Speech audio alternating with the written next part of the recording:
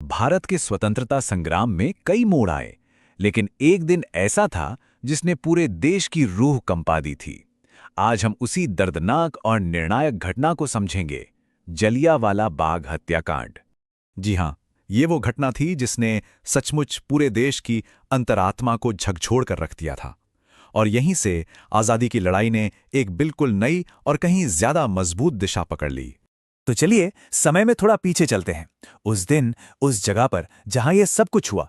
साल था 1919, तारीख 13 अप्रैल और शहर था अमृतसर। तो सवाल ये उठता है कि उस दिन आखिर हुआ क्या था।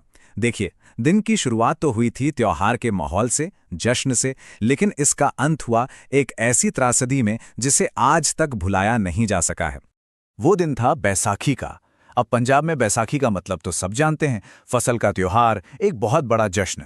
और बस इसी वजह से कई परिवार, बच्चे, बूढ़े, औरतें सब जश्न मनाने के लिए एक जगह इकट्ठा हुए थे। अब वहां जो भीड़ इकट्ठा हुई थी ना, उसके दो बड़े कारण थे। पहला, जैसा हमने बात की, त्योहार मनाना। और दूसरा कारण था एक शांतिपूर्ण विरोध प्रदर्शन, जो कि उस समय के एक बहुत ही दमनकारी कानून रॉलेट एक्ट के खिलाफ था।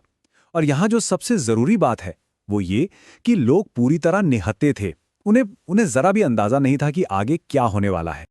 और फिर कहानी में एंट्री होती है जनरल डायर की, एक ब्रिटिश अफसर जिसका एक फैसला, सिर्फ एक फैसला, इतिहास का रुख हमेशा के लिए बदलने वाला था। अब इस सीन को जरा अपने दिमाग में बिठाइए। जलियांवाला बाग, ये जगह कैसी थी?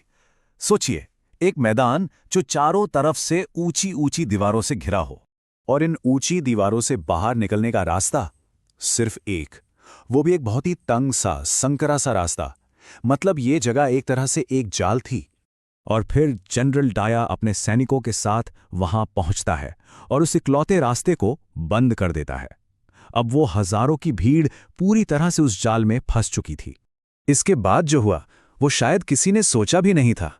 कोई चेतावनी नहीं, भीड़ को हटने का कोई मौका नहीं दिया गया। सीधा जनरल डायर ने अपने सैनिकों को गोली चलाने का हुक्म दे दिया।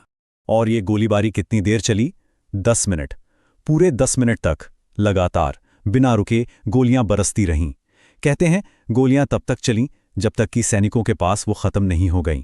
अंदर का मंजर सोचकर ही रूह कांप जाती है।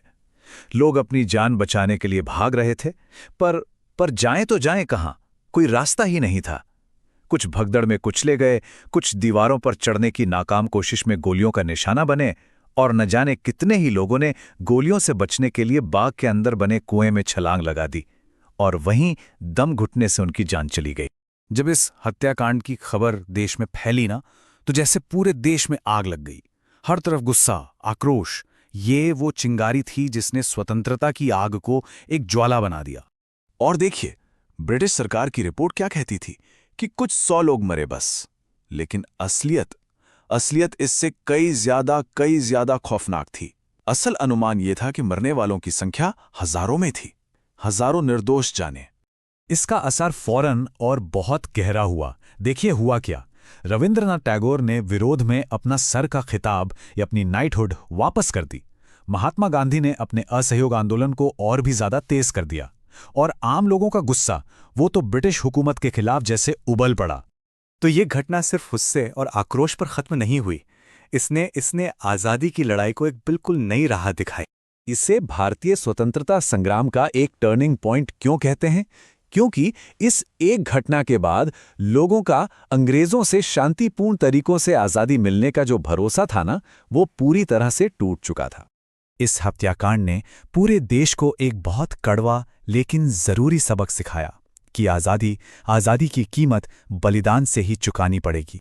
आज अगर कोई अमृतसर जाए तो जलियांवाला बाग एक राष्ट्रीय स्मारक है, एक ऐसी जगह जो हमें उन हजारों बेगुनाह शहीदों की याद दिलाती हैं जिन्होंने हमारे देश की आज़ादी के लिए अपनी जान कुर्बान कर दी।